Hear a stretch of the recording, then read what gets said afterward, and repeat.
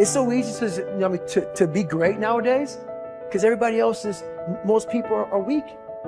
This is a softened generation. So if you have any mental toughness, any ability, if you have any fraction of self-discipline, the ability to not want to do it, but still do it.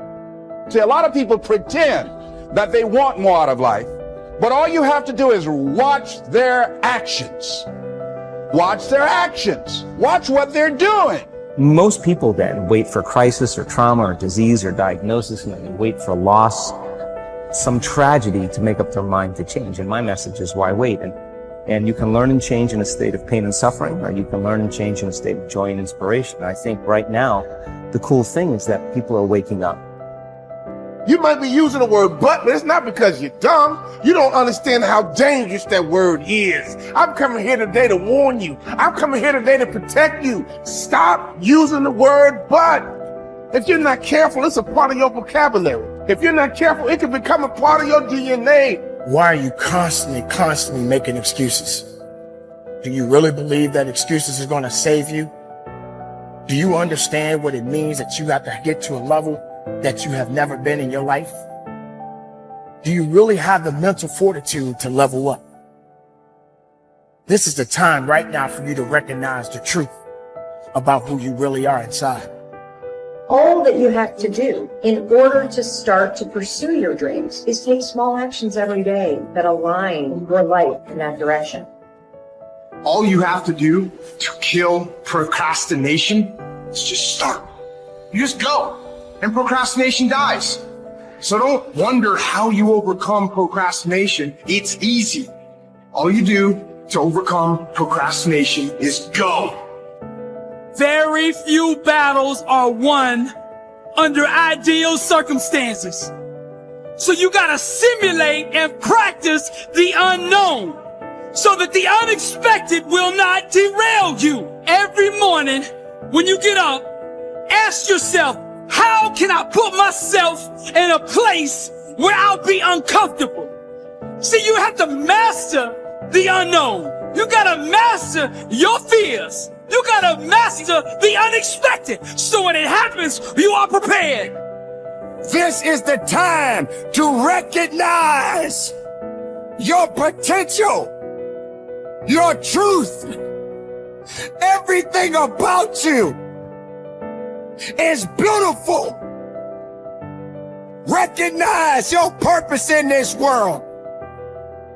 We are all responsible. We are all made to do great things.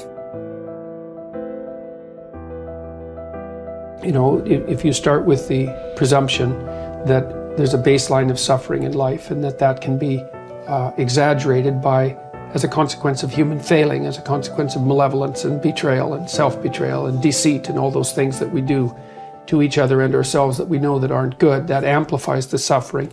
That's sort of the baseline against which you have to work. And it's contemplation of that often that makes people hopeless and depressed and anxious and overwhelmed and all of that, and they have the reasons. But you need something to put up against that. And what you put up against that is meaning. Meaning is actually the instinct that helps you guide yourself through that catastrophe. And most of that meaning is to be found in the adoption of responsibility. So if you think, for example, if you think about the people that you admire, well, you think about when you have a clear conscience first, because that's a good thing to aim at, which is something different than happiness, right? A clear conscience is different than happiness. Yeah, it's better. Yeah. That's you're not better. Like guilting yourself. You're not feeling bad about yourself. That's right. You feel that you've justified your existence, right? And so you're not waking up at 3 a.m. in a cold sweat thinking about all the terrible things that you've involved yourself in. What you said to someone that you shouldn't have said, or how you acted, or lied. What opportunity you lost, or the things that you've let go that you should have capitalized on, and all of that.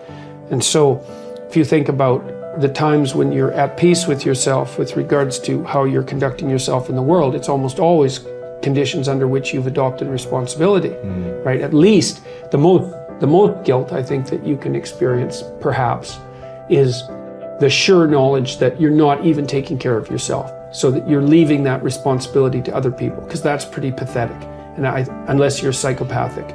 and and you're living a parasitical life, and that characterizes a very small minority of people, and an even smaller minority think that's justifiable.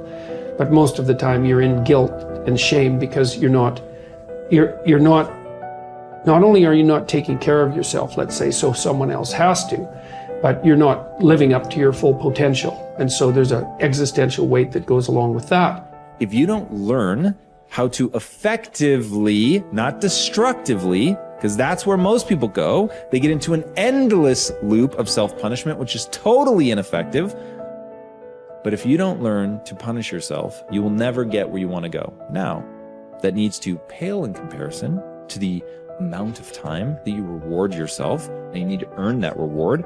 If you're just lavishing yourself with emotional praise and you haven't done anything, then I think that will cheapen it, will ultimately mean nothing. And quite frankly, I don't think you can really bamboozle yourself. I don't think if you try to praise yourself for stupid I think some part of you knows you haven't done anything to deserve that praise. But when you set a bar and you meet that or exceed that, to then tell yourself, hey, you did it. You said you were going to do it. You did it.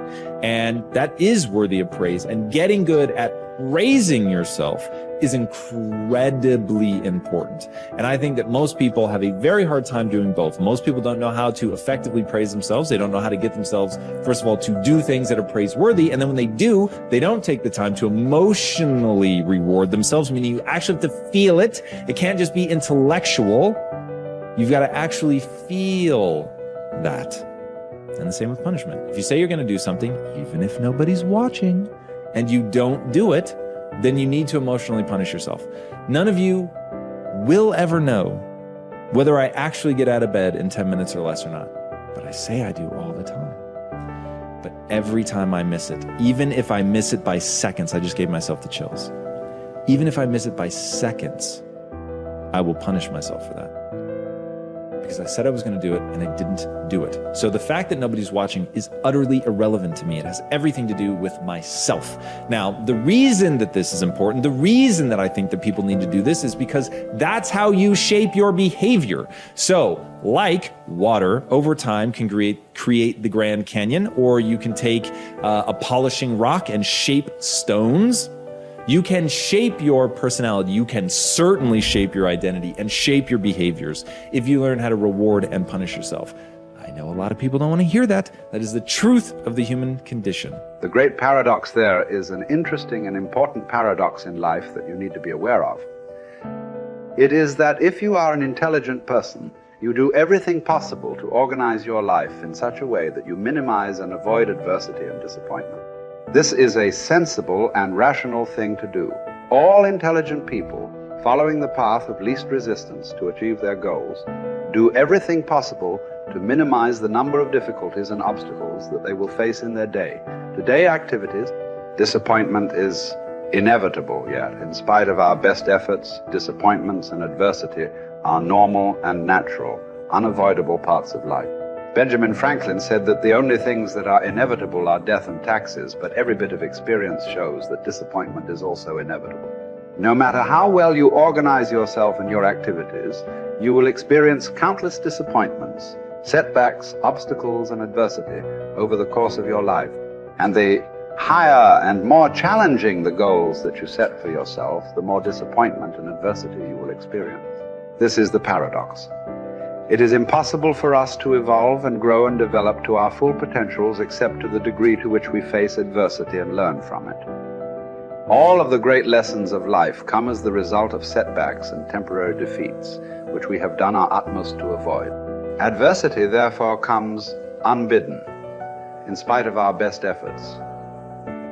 And yet, without it, we cannot grow into the kind of people who are capable of scaling the heights and achieving great goals. Adversity is what tests us throughout history. Great thinkers have reflected on this paradox and have concluded that adversity is the test that you must pass on the path to accomplishing anything worthwhile. Herodotus, the Greek philosopher, said, "Adversity has the effect of drawing out strength and qualities of a man that would have lain dormant in its absence." The very best qualities of strength, courage, character, and persistence are brought out in you when you face your greatest challenges and you respond to them positively and constructively. Everyone faces difficulties every step of the way. The difference between the high achiever and the low achiever is simply that the high achiever utilizes adversity and struggles for growth, while the low achiever allows difficulties and adversity to overwhelm him or her and leave him or her discouraged and dejected. Bounce Back from Disappointment, the work by Abraham Zeleznik at Harvard, proved that the way you respond to disappointment is usually an accurate predictor of how likely you are to achieve great success. If you respond to disappointment by learning the very most from it, and then by putting it behind you and pressing forward, you are very likely to accomplish great things in the course of your life.